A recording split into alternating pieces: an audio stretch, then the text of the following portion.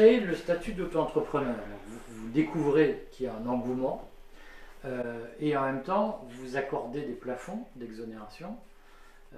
Donc vous savez que d'une façon ou d'une autre, vous mettez quand même en concurrence différentes formes d'emploi.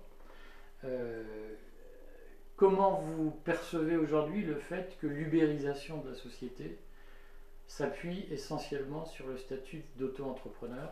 Et est-ce que du coup vous avez un regret posthume? Alors, je n'ai absolument aucun regret d'avoir créé ce statut. Parce que ce statut, au-delà de la capacité qui a été donnée à un certain nombre de personnes de trouver une activité, de développer cette activité, elle a permis, ce statut a permis une adéquation entre cette forme légale d'activité et les activités émergentes nouvelles liées au statut, liées à l'ubérisation, comme on dit aujourd'hui, c'est-à-dire à l'émergence de plateformes numériques. Euh, si il n'y avait pas eu ce statut, ces plateformes se seraient développées dans une inégalité beaucoup plus forte ou dans un contournement beaucoup plus fort. Mais elles se seraient développées malgré tout. Donc il eût fallu, mais je n'étais plus aux affaires à l'époque, qu'au lieu d'opposer les uns aux autres, tout de suite, on souhaite développer cette innovation en veillant à ce que chacun y trouve sa part. C'est tout le sujet des réformes, au final, qui est posé par ce statut et la manière dont il est accepté ou vécu dans la société française.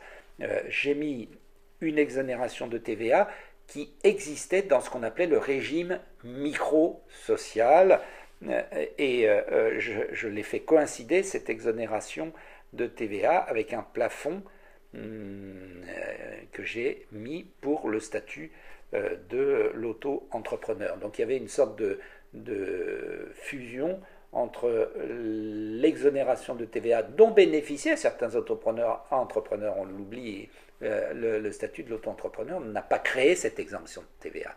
La franchise de TVA, en base, existe dans le code fiscal bien avant l'auto-entrepreneur. Simplement, on l'a fait coïncider avec les plafonds de l'auto-entrepreneur. Et une petite incidence sur ce qui se passe aujourd'hui, où le gouvernement a déplafonné les plafonds d'auto-entrepreneurs, mais en ne les faisant pas coïncider avec l'exemption de TVA, ce qui va entraîner une complexité majeure dans un système qui était conçu justement pour être très simple. Je referme cette parenthèse, mais j'ai souhaité qu'il y ait une incitation très forte, des incitations pour que ce régime soit un vrai succès. Parce que mon obsession de simplification que j'avais en arrivant au ministère, je voulais qu'elle soit couronnée de succès, et le succès pouvait être obtenu par des exonérations fiscales ou des avantages liés par exemple sur les 3 premières années à l'exonération de taxes professionnelles, à l'époque devenue contribution foncière des entreprises. Donc ces incitations étaient perçues pour faire en sorte que le succès soit au rendez-vous. Je n'ai aucun regret a posteriori. Le seul regret que j'ai, c'est de n'avoir pas pu mener les négociations moi-même, puisque je suis sorti du ministère en 2010. Et comme j'avais conçu, et c'est tout naturel, ce régime, il a été laissé, il faut bien le reconnaître, un peu en jachère par mes successeurs, quels qu'ils soient. Et le ministre actuel vient de reconnaître que le site, le Premier ministre a fait une déclaration pour dire que le site que j'avais créé en 2008 n'avait jamais été actualisé. C'est bien dommage, mais ça n'est pas ma faute, mais la faute de mes successeurs, et notamment du dernier quinquennat. S'il y a eu cette jachère, c'est aussi parce que les mouvements des artisans, ou les représentants des artisans, ont mené un combat extrêmement rude contre ce statut. Qu'est-ce que vous leur répondiez à l'époque? Je leur répondais que la concurrence, la concurrence déloyale dont ils se targuaient était beaucoup moins forte qu'ils ne le pensaient. Parce que si l'auto-entrepreneur était exonéré de TVA, il ne pouvait pas non plus récupérer la TVA sur les achats qu'il avait faits. Donc c'était un statut pour les les petites activités, celles qui ne nécessitent pas de grands investissements. Et puis, je voulais, peu à peu, mais comme je le disais, je suis sorti en 2010, je voulais transférer des avantages de simplicité vers les statuts des artisans, les statuts plus classiques. Et c'est là, à mon avis, que récèle la solution pour mettre fin à toute polémique, c'est de faire en sorte que d'élargir la simplicité de ce statut à d'autres statuts. De ce point de vue, le gouvernement, malgré la TVA, va plutôt dans le bon sens. On verra à l'usage, mais toute simplification est la bienvenue, y compris, et j'allais dire surtout lorsqu'elle s'applique à tous les statuts sous lesquels on peut exercer une activité. Donc je pense qu'aujourd'hui, on a bien vu que la concurrence est un peu, l'accusation est un peu dépassée aujourd'hui, l'activité reprend, donc elle fait qu'il y a de la place pour tout le monde.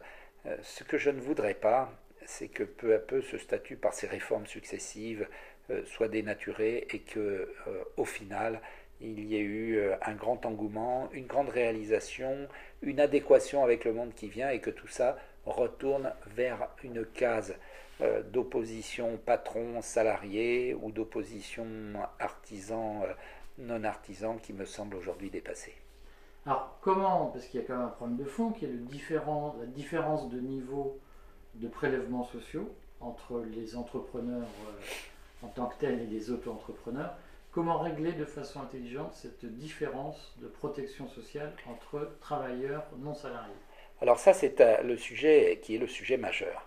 Il faut bien voir que les différences de prélèvement sont des différences de prélèvement qui s'adressent pour les auto-entrepreneurs au chiffre d'affaires. L'auto-entrepreneur voit son chiffre d'affaires amputé forfaitairement pour sa protection sociale, là où l'artisan eh bien, a des prélèvements qui sont assis sur son bénéfice. Donc il est normal qu'il y ait des différences de prélèvement. Et ça, on ne l'avait pas forcément perçu lors des polémiques les plus fortes. Ce n'est pas le sujet le plus important. Pour moi, le sujet le plus important, c'est le sujet de la protection sociale, qu'elle s'adresse aux travailleurs salariés ou aux travailleurs non salariés.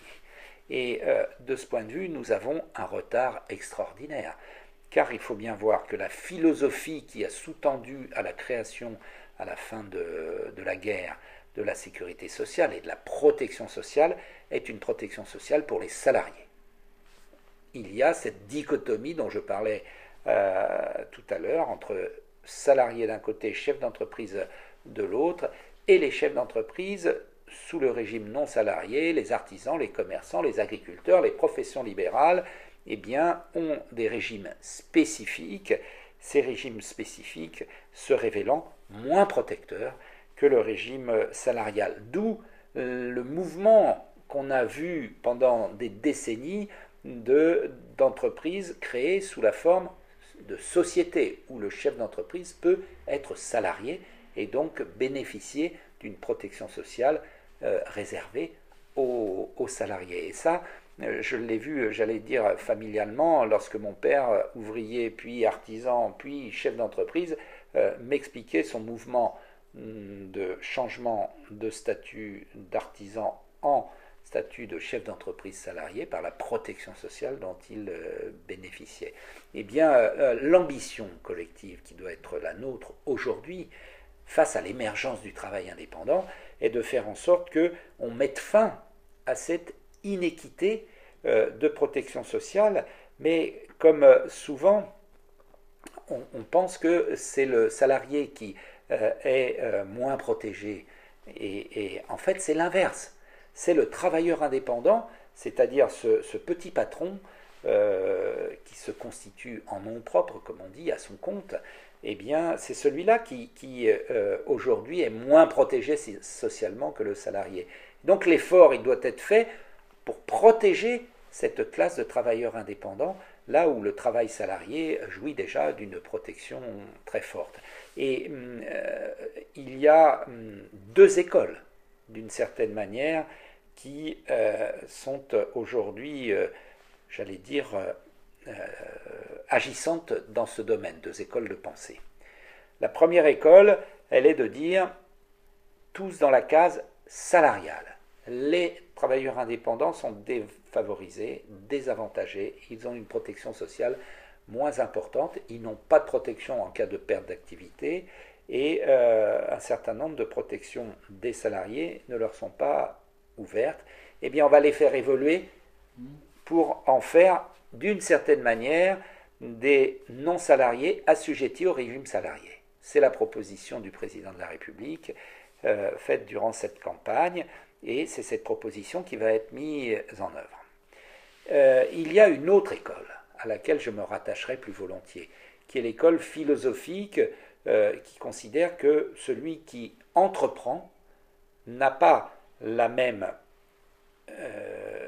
n'agit pas de la même place que le travailleur salarié dans l'entreprise. Celui qui entreprend à son compte et pour son compte, eh bien, philosophiquement, doit jouir bien sûr d'une protection sociale, mais en ce qui concerne, par exemple, une protection liée à une perte d'activité, c'est son risque.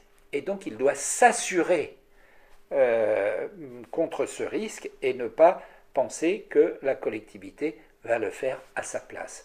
Et donc, si l'on admet qu'un entrepreneur n'est pas un salarié, même s'il a pu l'être pour toutes les formes sociétales qui se sont développées jusqu'à après la guerre, eh bien, si l'on admet cela, il y a un certain nombre d'assurances volontaires que le travailleur non salarié doit prendre et doit cotiser, et ça en fait un être différent du salarié. C'est là le cœur, je crois, des contradictions auxquelles nous sommes aujourd'hui confrontés, et même s'il s'agit bien de faire en sorte qu'à terme, les protections soient équivalentes, mais elles peuvent être financées de diverses manières, par le régime général, nous dit-on, d'un côté, ou par des assurances volontaires pour certains risques.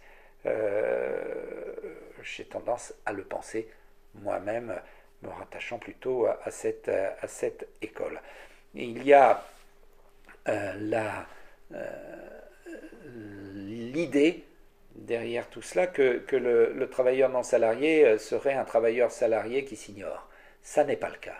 Je pense que ce travail non salarié doit prendre sa place à côté du travail salarié dans l'entreprise, mais qui doit le faire à sa place, de manière différente. C'est pour ça que je n'étais pas favorable à la fusion du RSI avec le régime général. Du reste, on s'est bien gardé de fusionner. Il y aura un guichet unique dédié avec la persistance de cotisations différentes. Et donc le RSI disparaît, mais on ouvre un guichet, entre guillemets, RSI à la sécurité sociale, et on est plus là dans l'apparence que dans la réalité.